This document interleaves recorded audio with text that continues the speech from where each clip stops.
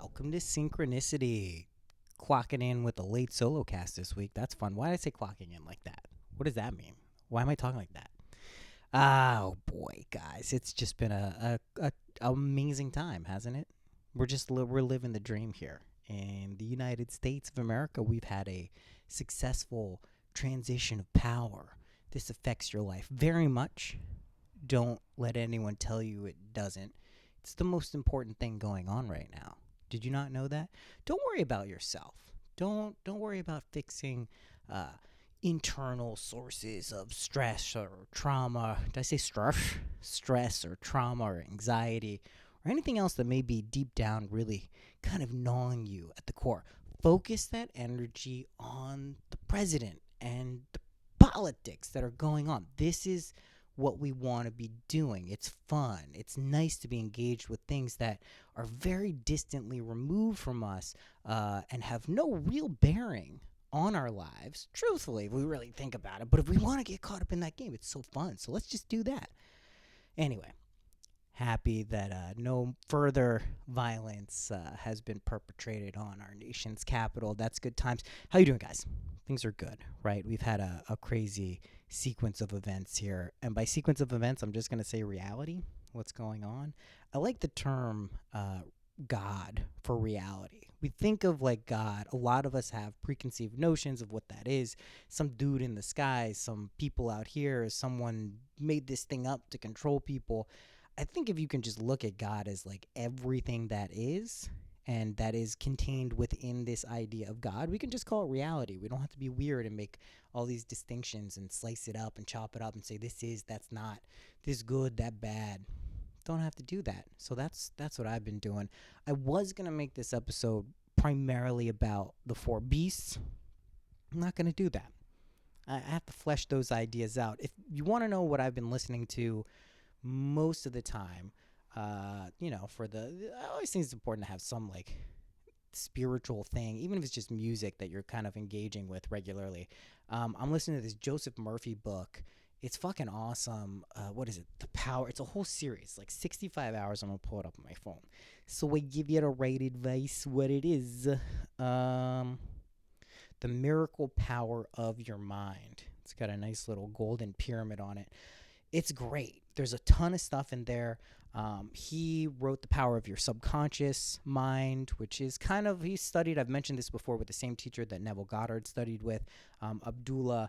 Very similar views, slightly different from Neville Goddard, a little more clinical, a little more scientific. It's presented in that language. So if you find yourself leaning towards things that you want, kind of more empirical evidence, there is going to be a lot of faith-based stuff. There's going to be some Bible stuff. There's going to be some allegories and things like that for, mystical states of consciousness will be, spoken through through some of that lens, the religious stuff. But it's not religion how we typically think of it. It's not organized and saying, hey, this happened, listen to what this guy said because it's smart. It's more pointing out that these people, events, narratives are kind of psychological axioms or just modalities that we move through, right? So that's cool. It's just a really great series of books and lectures, I think, that Joseph Murphy both wrote and people wrote about his work. So anyway, there's a whole section in there in one of these books about the four beasts. And the four beasts are the physical body, the emotional body, the intellectual body, and the spiritual body. Spiritual body is kind of this one that encompasses all the other three. And this is a little similar to this idea of the three gunas. And this is in Hindu terms. We have, right, Rajas, Tamas, and Sattva, right? And these three gunas make up this kind of material world that we experience, which ultimately is known as kind of illusory. And not illusory in the sense like, oh, it's not real. Don't take it seriously. It's not real. Take it as seriously as you want to. It's just that it is kind of like a hologram. It's a projection. It's something that's created by these three elemental forces that together form kind of this Maya or samsara, if you're using the Tibetan terms. It's just kind of like a stage where we project our moods and emotions and consciousness onto. So this balance that we find between our physical body, our emotional body, our intellectual body, which we can say is our like analytical or reasoning mind, those three getting a hold of them serves you much better. So for people who kind of find themselves, I use astrology for this a lot too, like finding your elemental breakdown. People have a lot of earth energy. If you find yourself being very practical, rational, logical, right, you may want to get familiar with your emotions, right? Kind of fantasies, things that are more not in the realm of kind of structure and organization. Those that can have a powerful effect. So it's about finding this right kind of alchemical balance between those three states: physical, emotional, intellectual, that kind of allow the spiritual body, this best version of yourself, this highest ideal, that you, like Michelangelo, sculpt away the parts that aren't at that to reveal what you actually are. And that's what we're doing here. We're doing it through time, in time, having a good time while doing it. Don't forget that. So yeah, I'm not going to talk about that this week. I've said as much as I really care to, but it is about that balance. And I will say that the emotional body is primarily the one we seem to get familiar with in this realm on Earth. It seems like that's a big focus here, if you know what I'm talking about. Also, the emotions, as you know, for the kind of imaginal stuff or the manifestation stuff, they're kind of the trigger point, right? Your moods and emotions, once you feel like you have something, once you feel you already are the person you desire to be, that's when you tend to get evidence of it, right? And this is on a subconscious level. This doesn't have to be your conscious perception of everything going on all of the time. You may have a desire, a firm conviction and faith and belief that something has happened. It's inevitable. And then you may get some evidence that's like, no, it hasn't. And that's your choice how you want to react to that. So this brings me, because I'm thinking in my head about two things that happen. I got two, how, if you've listened to this, I'm going to sneeze. Nope. I stopped it by acknowledging it. Anyway, if you know anything about this show, I love 2-star reviews. Don't give me 2-star reviews. I just love the idea that someone dislikes this show enough or this podcast enough to rate it 2 stars but not 1 star, which means maybe they're giving out hope or something. And I'm not going to read the review that came in recently, but they were very upset. They called me dangerous, and I want to just address a few of these key points because maybe perhaps um, it's totally possible that you've thought some of these things too about me or yourself or anyone else in your life. And it's important we look at kind of what these issues are. So I like to read the criticism and kind of acknowledge why someone may be feeling like that. And then also like, what's really going on? So I'm not going to read the whole review, but let's just say this person didn't like my political stuff. Very few people do, in case you've noticed. I'm not really pandering to any one political class. But this person felt that I was papering over the way very real suffering exists in the world and that I'm saying it's not real and we're on the best timeline. So in other words, if life is good for you, forget about everyone else. And this person felt was negating true shadow work, and they thought I'm deluded and that I'm dangerous and then the good stuff doesn't outweigh the bad. Look elsewhere. 2 stars. I like to know what I would have to do to get 1 star.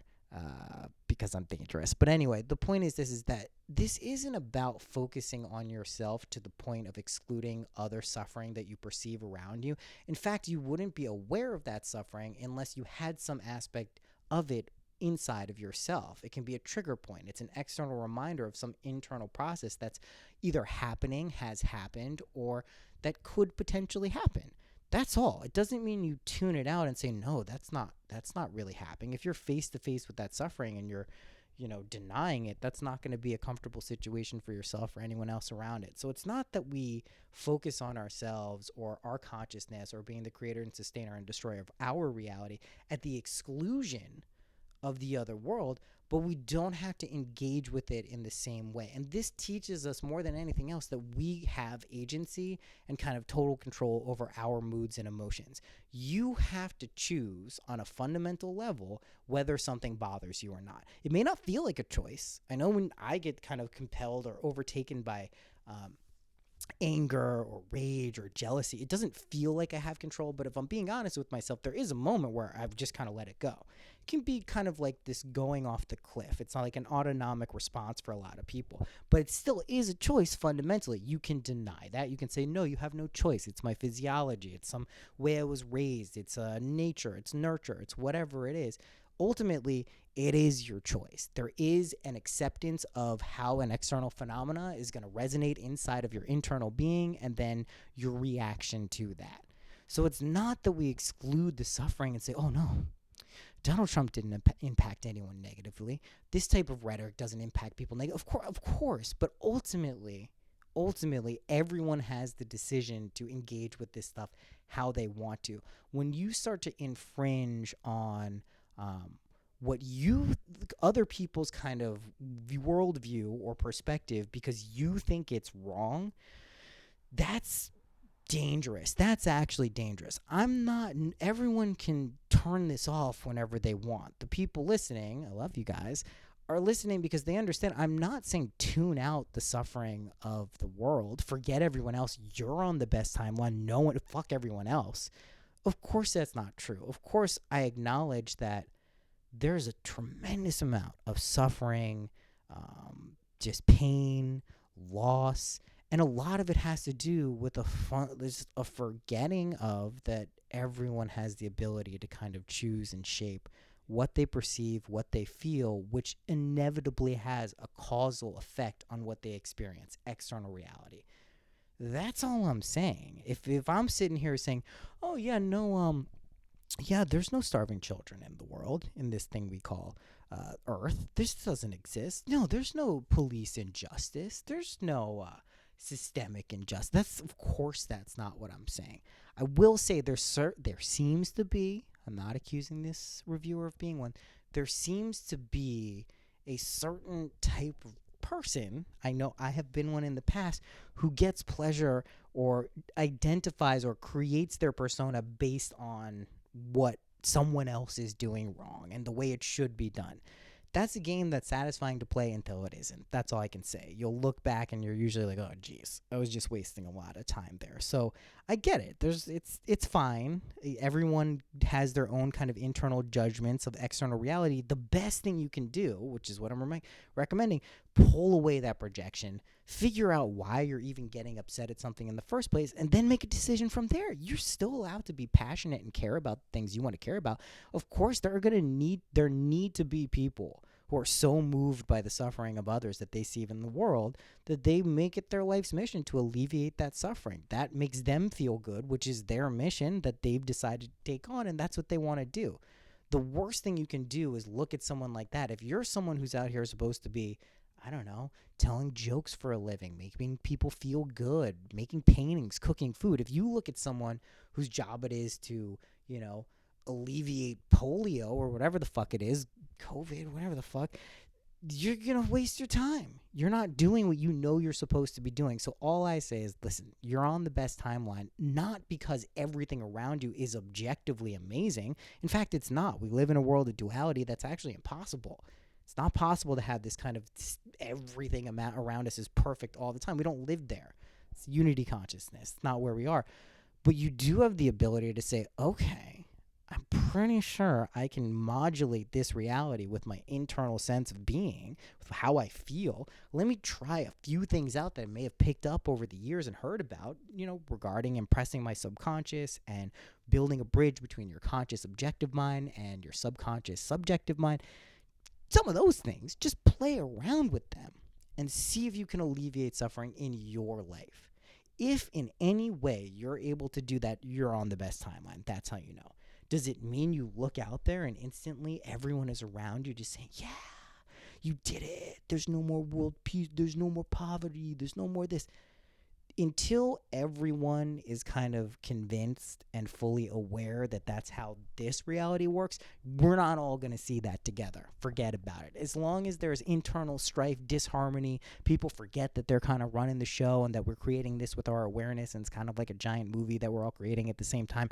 Until people remember that, you're likely to see some dissonance out in this particular sector of time and space. No big deal. It's not the end of the world. But if you're going to start blaming other people for that and saying, hey, well, this person isn't acknowledging the suffering of that person, therefore they're bad, you're caught in a loop. And it's not kind of worth being in that loop, is all I would say. Anyway, repeat this to yourself. When I relax, good things happen. Because that's true for everyone. No one has gotten in a truly relaxed state and experienced bad things. And it may happen, whoa, you relax one time and something bad. Okay, not really though. Just when you relax, good things happen. Repeat that to yourself. When I relax, good things happen. A lot of what we're doing right now is getting familiar with the state of relaxing into allowing ourselves to feel and have what we want to feel and have. If that doesn't resonate with you, that's fine. You're not there yet. It should resonate with enough of you listening to the show because you're lunatics like me and you actually believe that what you impress your subconscious imagination with will actually express itself in reality. So just relax. We're kind of letting go into a constant state of death and rebirth. It's fine. It's totally fine. When we get to the end of this cycle, I believe in linear time, people will have such a different approach to what death and loss and grief are when physical death happens for people that we're just going to be like, why did we do it that other way? What were we doing? Wow, we're really being hard on ourselves for not a really great reason. So just, relax. When you relax, good things happen. This is 2021. This is the first solo cast of 2021, by the way. I just realized that when I was going through the previous episodes. So 2021, but so far, really good year for taking mushrooms. Really good year for that. If you've been on the fence about taking those mushies, go ahead and take them. You're going to have a great time. It's just a wonderful time. Reality is a little too on the nose these days. It's like almost like they're writing the fucking show and they're letting you peek into the writer's room. We got peak fucking pandemic. We got Biden's about to open up this money printer. Are you guys ready for this? Just these stimulus checks. Is it stimuli? Stimuli checks? Stimulus checks? We're all getting them. Those are coming out. Cryptocurrency's going insane. Stock market's going insane. This PPP thing you may have heard me mention in the Ramin podcast, that just went through round 2. Just submitted my application. Paying a couple employees. It's good. They're handing it out. If you don't believe that this is possible, if you don't believe that you're deserving of having what you feel like you should have or want, and want is like, be clear about what you want. If you want something strongly for a few days, you can acknowledge that as an intense desire. And you can imagine yourself having it and see what happens. The point isn't to necessarily exactly get exactly what you want. Our conscious minds are kind of fumbly and not particularly accurate about what the specifics will be about accomplishing what we want. But what we really are pretty good at is the feelings. The only time I think I've fucked up with any of this imaginal stuff, any of this manifestation and consciousness stuff, is to the degree of the things that I thought would happen are actually better and more amazing than I thought they would be. Does this mean we don't encounter things like failure and setbacks and things, kind of appearing not to go the way they want or we want them to? Of course. And I saw in another, I was going through all my bad reviews this week. That's what I'm doing. How you doing? And someone was saying, hey, this is spiritual bypass. This is trying to frame everything when bad things happen as actually good things is a really quick recipe for spiritual bypassing. And I was like, not really. Now, if that's whitewashing, if that's kind of glossing over the lesson that was embedded in kind of the painful or difficult or uncomfortable circumstance that maybe was involved with you realizing something, yeah, that's not good. That's spiritual bypassing. But recognizing that all of the bad shit, quote unquote bad shit and negative shit that's ever happened to you has actually really shaped who you are and probably, most likely, provided you with a tremendous amount of insight on what you want and what you don't want, it is actually good. It's certainly not spiritual bypassing. There is a point you get to where everything is kind of like, you're like, oh, shit. It's all happened for a reason. I'm doing this. Time doesn't even really exist the way I thought it did. It's impossible. I'm always teaching myself lessons. I'm always learning things. The best thing you can do is try to remember, because remembering is fun, that you truly are limitless, infinite, and capable and deserving of everything you possibly could desire. And when I say desire, it's not like, I get the lottery stuff less now these days. A lot of people asking for large sums of money. Don't worry about the sums of money. You're restricting and gating yourself to a number anyway, which is probably not the right move. Focus on the feeling of being financially comfortable, of having more than you need, of money coming through and to you and from you. Imagine that feeling. That's worthy. That's you focus on those things because you feel good and it feels good to give people things and provide for people. Why, I laugh at the 2-star ratings and bad reviews where people are accusing me of being either overly optimistic or narcissistic or just kind of only focusing on self at the expense of others. That's never where you end up.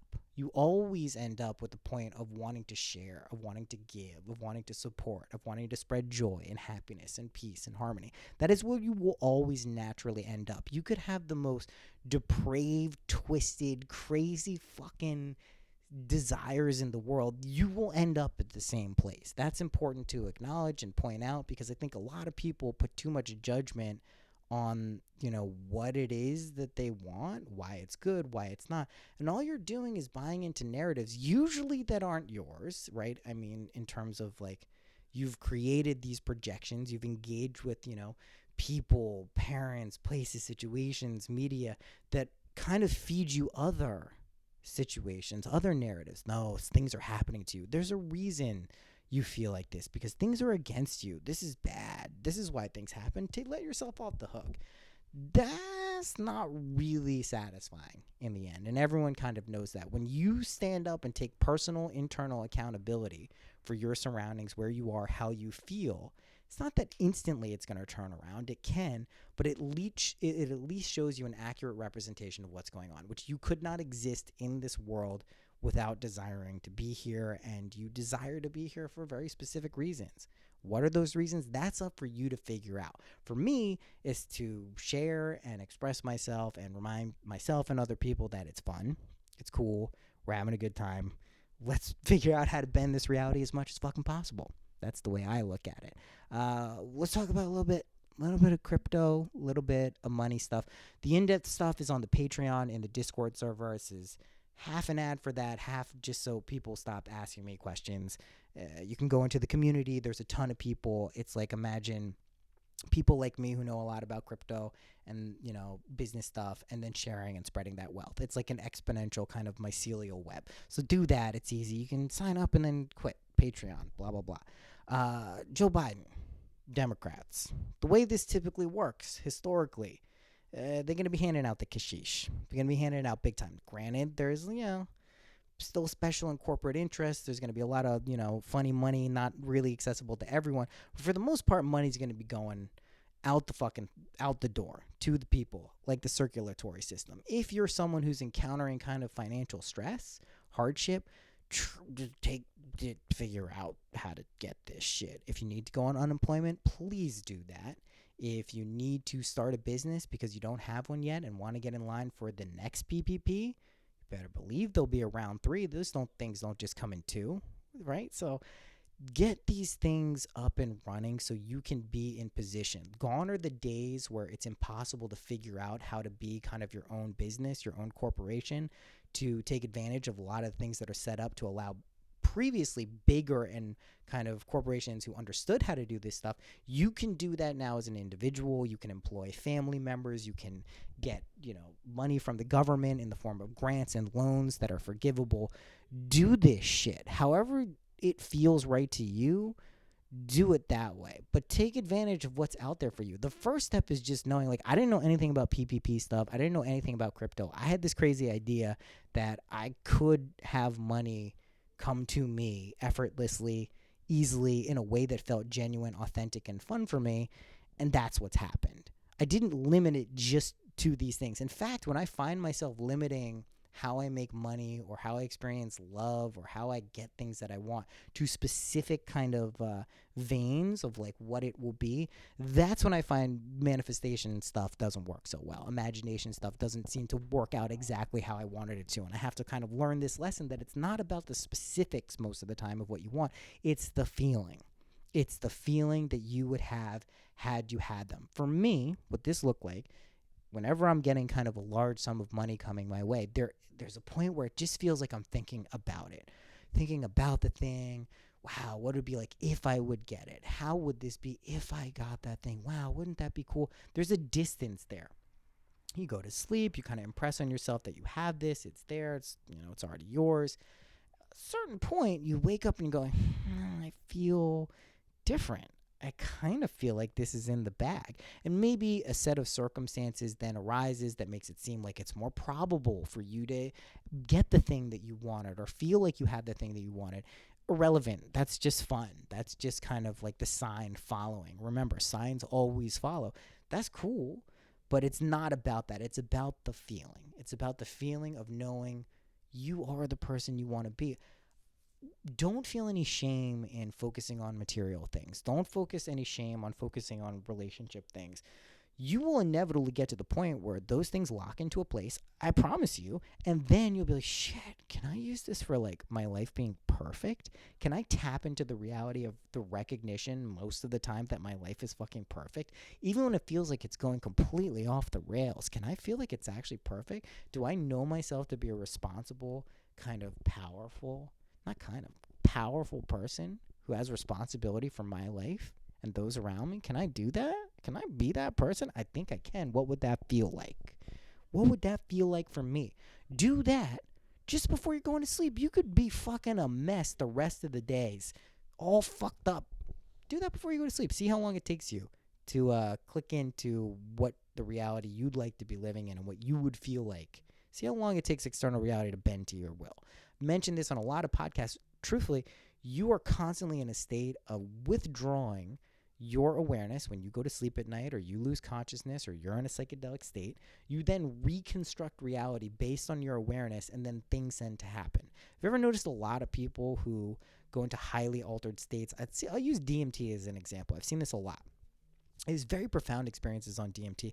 Then all of these magical things seem to happen right after that. Why do you think that DMT is doing it? Or do you think that they maybe got in touch with a deep aspect of their self that kind of reprogrammed some core things about how they experience reality? And because of that reprogramming, maybe some different things started to happen. Maybe that's the function. Is that DMT itself? Is that the endogenous chemical that we release when we're dying that's doing that? Or is that an active process that we potentially have awareness to at all times?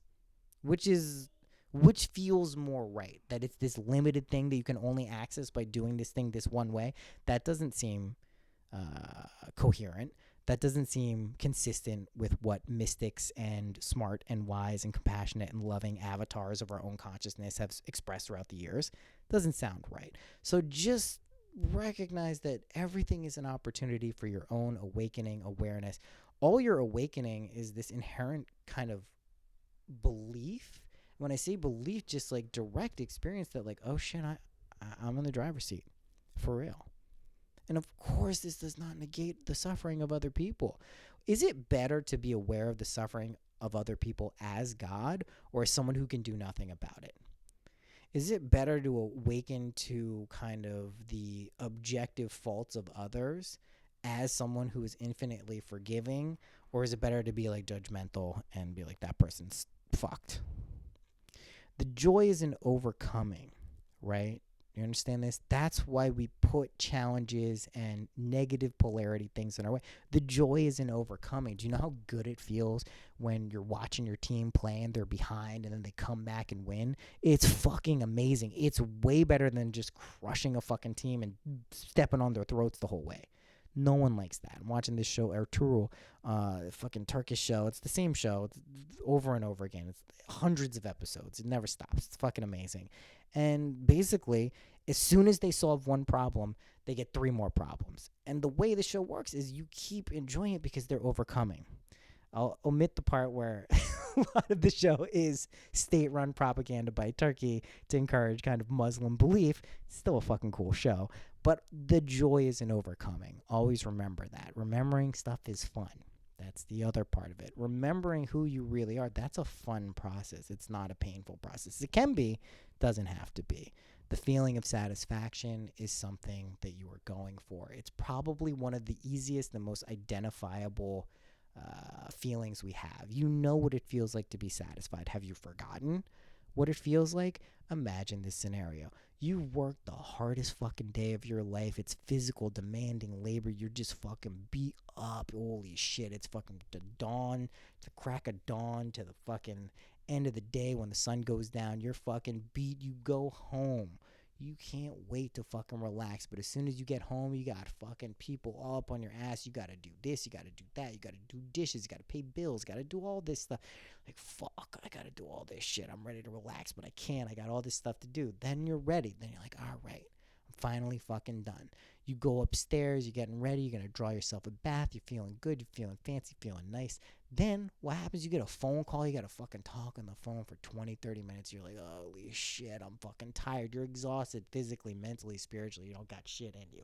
Finally, you get off the phone, you go, this bath is all bubbly, it's nice, it's warm. You got the jacuzzi things in there because you're fancy, you like it. You go in there, and that feeling when you go into that warm, perfect hot water and you go,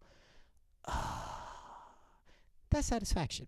That's what you're looking for. If you could just imagine what that feels like, do that, transpose that feeling onto whatever it is you desire. See how quickly it pops into your reality.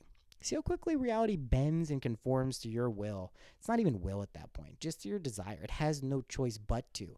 When you recognize that what you're experiencing out there in reality is always a direct reflection of your current state of consciousness or a past imaginal act that is percolated up to the surface, your acceptance of that is literally what we call life. It's also what we call God. It's also what we call reality. It's not weird. Don't get freaked out. It's fun times. As linear time goes on, more and more people become hip to this fact. Time isn't really real. It folds in on itself. We can move in and out of it as we see fit.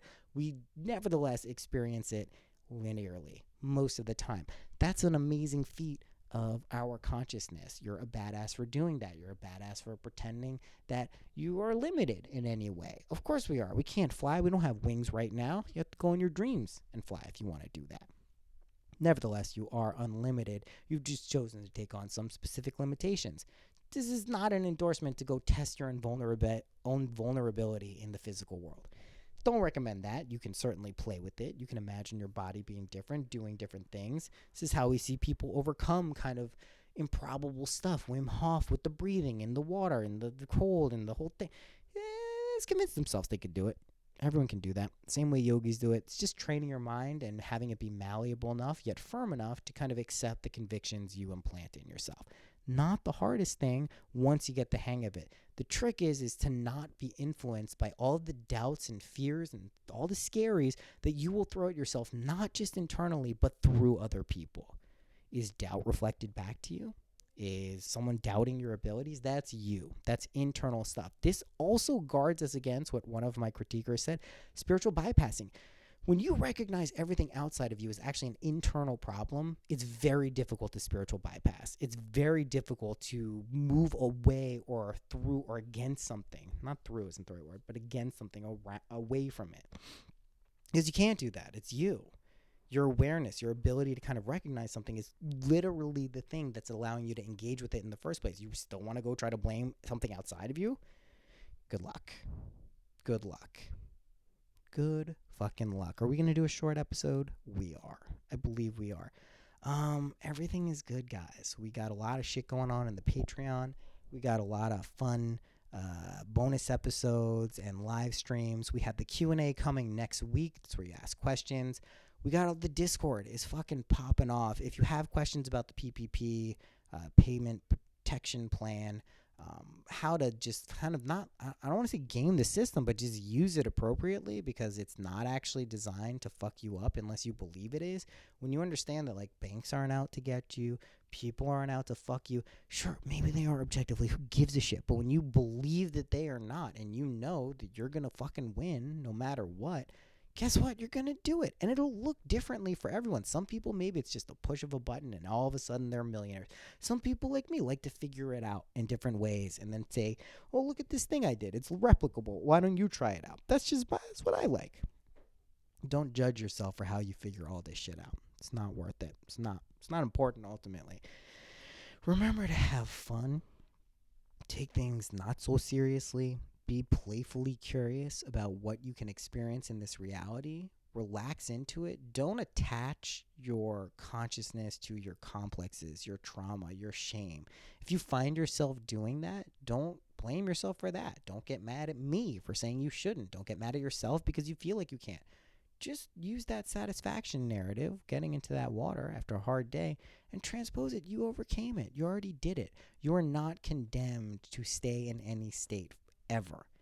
Right? The nature of consciousness is impermanence, not because we can't have nice things, because they're taken away from us in some punitive kind of retribution. This karma, you did bad, so now you get bad. You believe in karma. You believe that you'll be punished because you did something bad. You most certainly will. You will punish yourself. You believe in forgiving everyone, even if they've wronged you objectively. Guess what? You're going to be pretty forgiving of yourself, and you're going to get that experience in life. Others will forgive you. It's just how it works. Do you know that you're kind of a perfect, awesome person? Have you experienced that reality yet? Maybe you touched it when you were on MDMA. Maybe you touched it when you were on drugs. Maybe you touched it in a state of meditation. Maybe with another person. That's your true nature. That's it. That's how you can feel most of the time if you believe yourself to feel like that. A long time ago, I said, you know what? I think I kind of feel like I'm on ecstasy all the time. And I do most of the time. I don't take it. I feel like it. Can you take something? Denise had something interesting happen to her recently. She took some pills in her dream and then woke up actually fucking rolling in the morning, talking to her sister. It's crazy.